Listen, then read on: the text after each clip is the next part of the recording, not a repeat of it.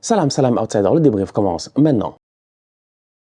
Le Barça a fait match nul aujourd'hui 1-1 à domicile face au Real Betis. Le problème, il est simple, c'est que le Barça, malheureusement, ne sait pas gérer. Je vais vous faire un tout petit peu le résumé, le scénario de la journée. Un peu plus tôt aujourd'hui, le Real Madrid a joué. Ces bandits, ces gangsters, ces lascars, ils ont joué en championnat. Le Real devait se gérer. Le Real se prépare pour jouer face à Arsenal. Le Real doit arriver normalement le week-end avant. Il joue face à Valence, qui se bat peut-être pour la relégation, en tout cas qui est en deuxième partie de tableau. Normalement, le Real, il tape Valence. Il tape Valence. Ils mettent la pression sur le Barça. C'est ça que le Real, il devait faire. Malheureusement, le Real ne sait pas gérer. Ou heureusement pour les Coolers, le Real ne sait pas gérer. Une performance offensivement intéressante, Kylian Mbappé et tout cela, mais défensivement, encore une fois, ils ont montré les mêmes lacunes. Ça, tu le mets de côté. Donc, du coup, aujourd'hui, quand le Barça commence son match, le Barça a l'opportunité de prendre 6 points d'avance sur le Real. Ils ont l'opportunité de prendre 6 points d'avance sur le Real. Au final, ils n'en ont pris qu'un seul. Finalement, ils sont à 4. Tu as le choix à la fin de ce match-là. Soit tu vois le verre à moitié plein, soit tu le vois à moitié vide. C'est toi qui décides. C'est une question de perspective. Ça fait mal quand tu es fan du Barça et que tu sais que le Real a lâché des points. Ça fait mal de te dire que ton équipe n'en a pas profité. Aujourd'hui, cette équipe du Barça, elle aurait dû en profiter face au Betis. Malheureusement, j'ai envie de vous dire une chose simple. C'est que je pense que le mieux, c'est de voir le verre à moitié plein.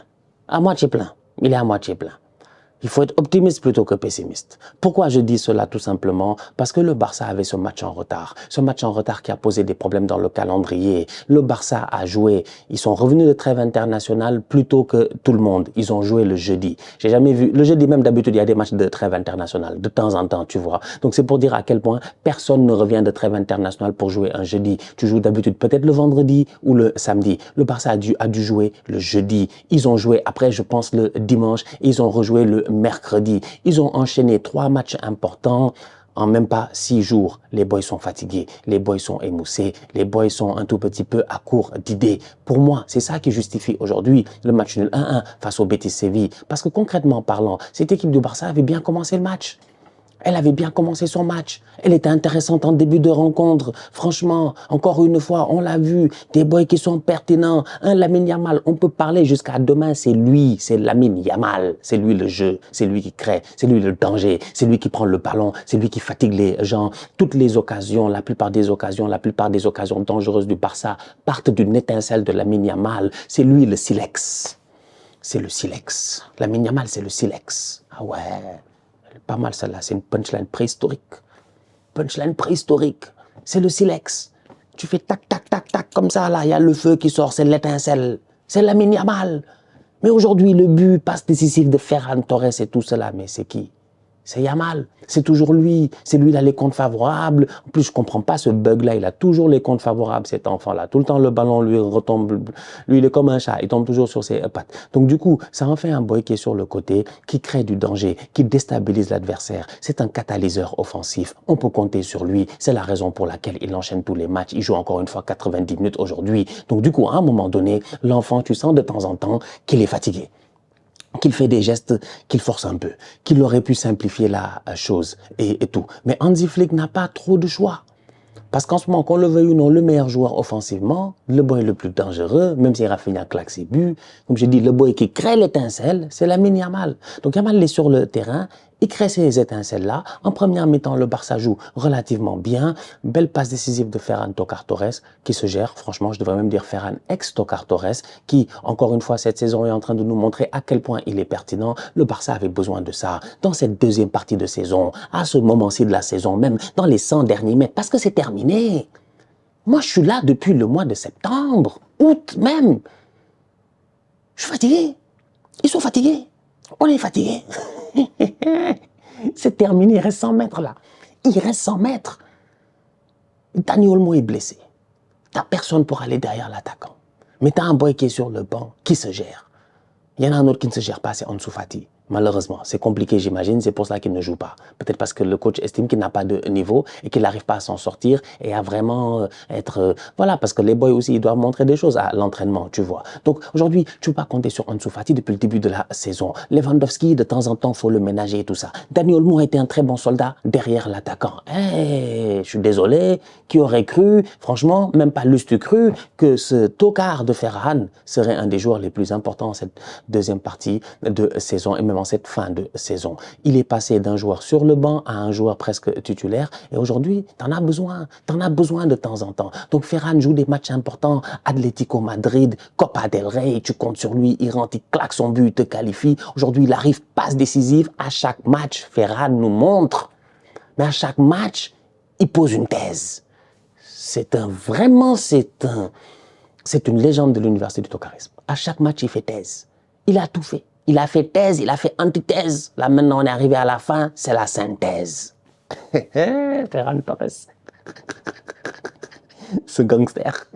Belle passe décisive, franchement. Belle passe décisive pour Gavi. Belle finition de la part de Gavi, remplie de sang-froid. Une équipe du Barça, comme je dis, en contrôle, franchement, en contrôle dans ce match-là. Ils n'ont pas beaucoup été inquiétés par le Betis. Le Betis a claqué un but sur un manque de concentration du Barça, sur, j'ai envie de dire déjà, tu amènes un corner que tu ne dois pas concéder. Mais au-delà de cela, le marquage. Le marquage, tu dois te gérer au marquage. Mais malheureusement, il ne se gère pas, en fait. Donc, du coup, j'ai envie de dire, ils perdent ce match, ils perdent des points aujourd'hui, pas parce que le Betis a été mieux, pas parce que le Betis les a bousculés, pas parce que le Betis a dominé le match ou quoi que ce soit. Non, loin de là. C'est un Betis qui est venu sans Isco. Peut-être que ça a manqué un tout petit peu d'avoir ce lien-là dans la création du jeu au niveau du Betis. Mais en face, quant à Frenkie de Jong et Pedri, frérot, tu aurais pu avoir 4 Isco. Je pense pas que ça aurait changé quelque chose. Là, encore une fois, il est obligé à un moment donné de faire certains choix et de faire tourner. Pourquoi? Parce que dans quelques jours, il va jouer Dortmund.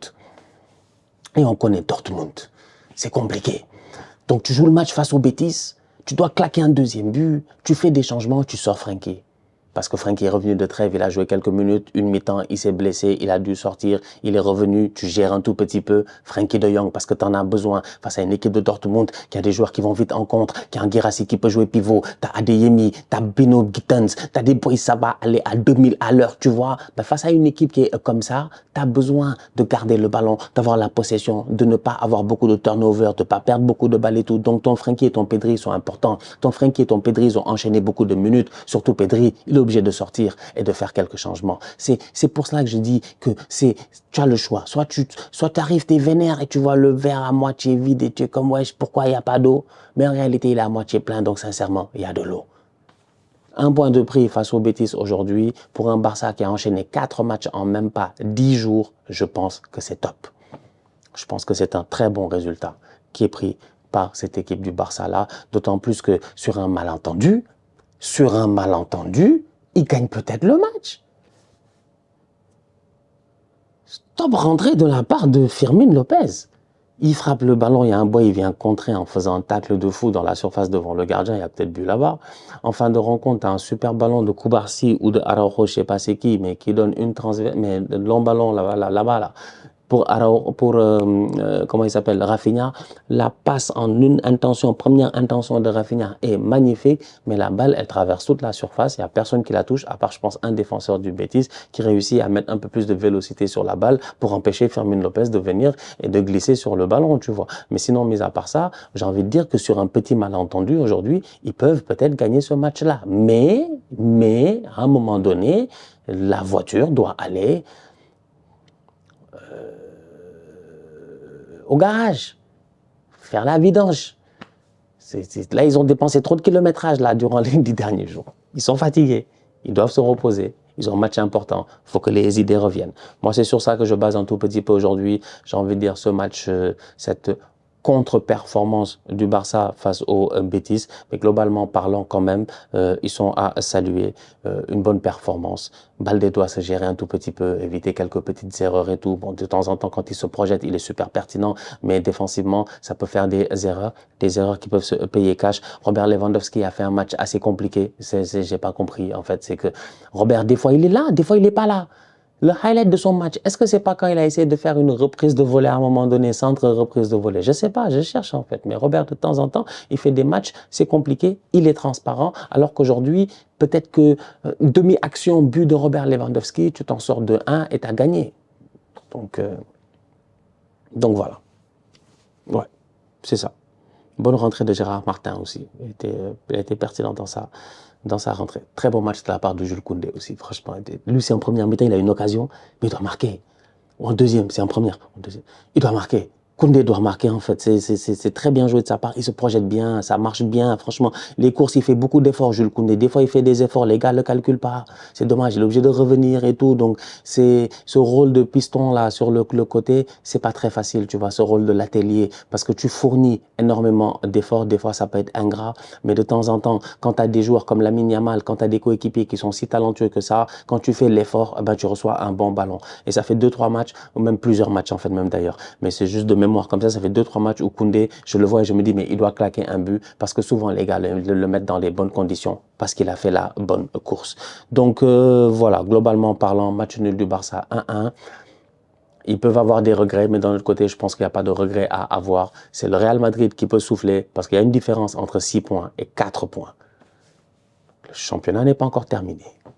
À suivre. En tout cas, on se capte cette semaine en Ligue des Champions.